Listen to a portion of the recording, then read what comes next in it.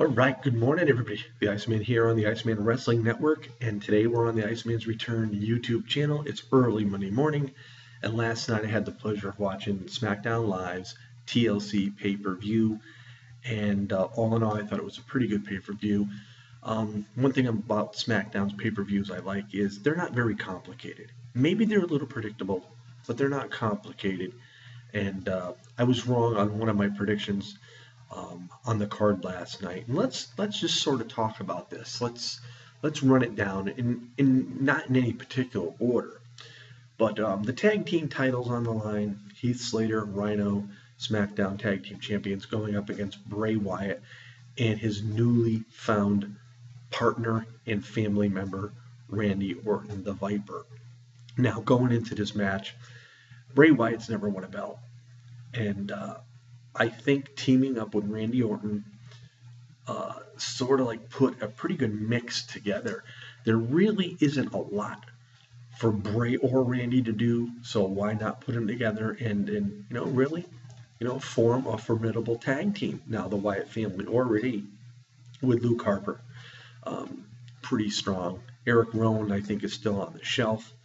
But anyway, a pretty good match. And although I thought the match was relatively quick and short, I enjoyed it. I liked the way Luke Harper shoved Randy Orton out of the way before he got nailed by Rhino. But all in all, a good match. And lo and behold, we now have new SmackDown Tag Team Champions in the name of Bray Wyatt and Randy Orton. A short match, but a good match. I really enjoyed it. Then we saw Nikki Bella in a no DQ match against her foe of Carmella, who in recent weeks has really gotten on Nikki since Nikki's return and coming to SmackDown Live. And going into this match, I predicted Carmella to come out on top because Nikki really, it's could have gone either way. Nikki did have something to prove, but then again, being the longest reigning Divas title holder, she didn't have anything to prove. So I'm thinking, okay, Carmella's coming up the ranks in the WWE, and this would give her a big opportunity by getting this huge win over Nikki Bella in a no DQ match. And this match was fun to watch, very enjoyable. I wasn't sure, it was teetering back and forth, but when it all was said and done, after brutal punishment by both, Nikki got the fire extinguisher out and started extinguishing Carmella to the point where it numbed her up and she really lost a lot of mobility. It was hard to breathe, and Nikki ended up getting the win. And again, it was a pretty good match, so I really enjoyed watching that. One of the best matches of the night, and they all were good, but this match, being the first one, really caught my eye. The Intercontinental title in a ladders match. Dolph Ziggler, challenger, The Miz with Maurice, the Intercontinental Champion. What a great match this was. This match was phenomenal in my eyes. I'm talking to a lot of my peers and my friends on Facebook as the match was going on. And these two brought it. They brought their A game and then some. Both of them got brutally beaten up by each other. The ladder was such a brutal weapon. It played a big part for both of these guys, both of them getting their legs and their knees injured. At one point, I wasn't sure how this was going to end up turning out. I did predict The Miz to retain, but it looked like on many occasions that Dolph Ziggler was going to, end up pulling it off. But again, like I said, one of the better matches of the night. It went back and forth. It teetered back and forth. And like I said, they both gave it their A game and then some. And all in all, at the very end, The Miz did come out on top. And he had a point to prove to Daniel Bryan. And, I'll tell you, give Miz some props. Give Dolph Ziggler some props. These two guys, when they're together, and they're both, let me tell you, Dolph Ziggler is a phenomenal athlete. And The Miz, who really never had nothing to do with wrestling until he got into the business, you know, I don't know how many years ago it was, but he proved that he could do it. Miz came from a reality show. He proved he could do it. And him and Dolph brought it to town. And The Miz ended up retaining the title in a pretty good match. I really, really enjoyed this match. To me, it was better than the title match, which was later on. We got to talk about that a little bit too. So, good match by The Miz. I really enjoyed it. Baron Corbin and Kalisto, a chairs match. I predicted Baron Corbin, but I did say watch out for the quickness of Kalisto. These two, again, another good match. It had a good sufficient amount of time. Kalisto showed that being a little guy, that he can still do harm to a big man. Baron Corbin, to me, is a guy of the future in the WWE. This guy would make a great heel champion, regardless of what belt he holds. I see him in the world title picture somewhere down the line. I don't know how soon, but a great match. They brought it to town. The chairs played a big, integral part in this match. There was opportunities for both, and give Kalisto a lot of credit for being a little guy to bringing it to town to Baron Corbin. But when it was all said and done, Baron Corbin took Kalisto out and got the major win. So again, very, very good match.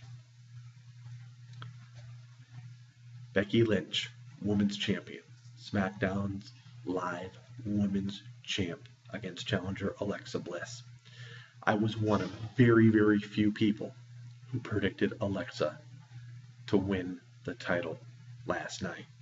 Now, this match started off a ball of fire. These two don't like each other. It's well known. Becky Lynch had something to prove. She wanted to shut Alexa Bliss up. Alexa Bliss had something to prove. The little girl with all the makeup and all her colors, as Becky would say, really was a formidable opponent. Alexa Bliss proved to everybody she does belong. And she was very, very emotional after the show was over on Talking Smack, because she had her family and friends there. She had tears in her eyes.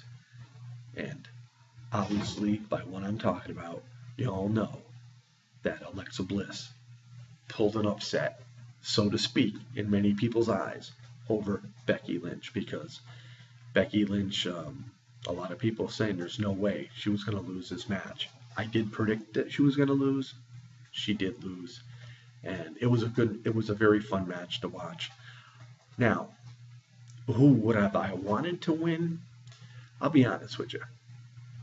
I like seeing new people win titles. I really do. This is how you make them bigger. This is how you make them grow. And I think SmackDown, as far as their women's division goes, it's small, but it's powerful. And give credit where it's due. Give credit to Alexa Bliss. She made a good showing last night, and she is now SmackDown Live's new women's champion. Main event. Challenger Dean Ambrose.